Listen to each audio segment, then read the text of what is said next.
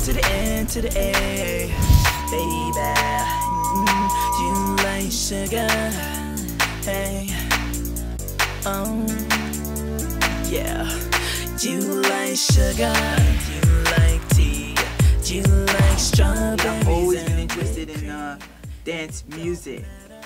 I love it. It's just like, you know, real happy, real upbeat or whatnot. So as an artist, there's a lot of I'm influenced by the 80s. I love 80s music.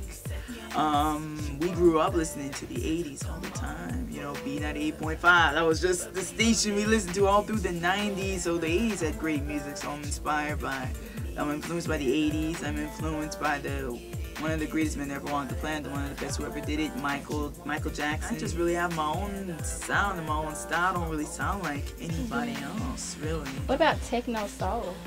Techno soul. Techno soul? That might be a new genre. That might be a new genre that, yeah, Edna was the pioneer of what sometimes I blast my favorite songs in my room and just go wild to them, just so, you know, like whatever, you know, like, cause when you're in a creative field, you run out of ideas all the time, especially when you have pressure to do stuff. So sometimes you come back to kind of like what inspired you to begin even doing this in the first place. Other times I'm inspired by a new song that I hear on the radio or I see on YouTube. Other times, as far as writer's block, I just kind of take how people write their songs or a subject matter that I may have not touched on or something that happened to somebody else, and wow, if this really happened to me, how would I feel about it? You know, what would I do? What would I say? How would I go about doing that? And I would write that in lyrics. There's definitely times that I've written songs that were definitely inspired by other people's point of view or something that didn't happen to me personally. Other times I just might aimlessly just be down here out of boredom, and then something just comes, and sometimes that's usually like where the best material comes from, really. Any other talents that you have that your fans don't know about?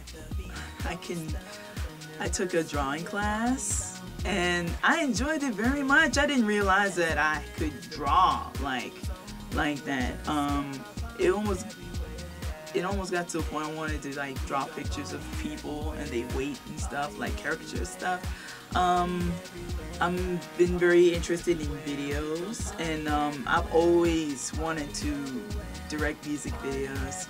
I think that's like a perfect synthesis of, like, you know, doing like music and video at the same time. So that's why I'm at the Art Institute of Atlanta, and to just learn how to be a video editor and a producer and a director, and, you know, with the whole video thing.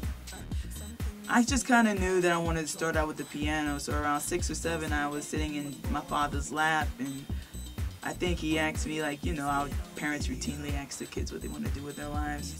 What do you want to be when you grow up? And I said, Daddy, I want to be a musician. And I think I asked him then for a keyboard, or maybe he asked me what I would like to start out with. I said the piano would be good. He comes back later on, either later on that week, and he has a keyboard or whatever. And it pretty much started from there. It was like a Casio keyboard, and I was banging on it. And the future is now, is going to be coming out on the next year in 2011. We're already going to shoot music videos for the songs Dangerous, Do Whatever, Anthem, and Party Everywhere. And it's going to be good times. Much love to everybody. Thanks to everybody who will get my album. For people who already got the album, Future's now definitely coming your way. And it's E to the D to the N to the A. Shout out to the A also. Smooches and deuces. Mwah. There isn't a place where people are getting down, and people ain't having their fun, get around,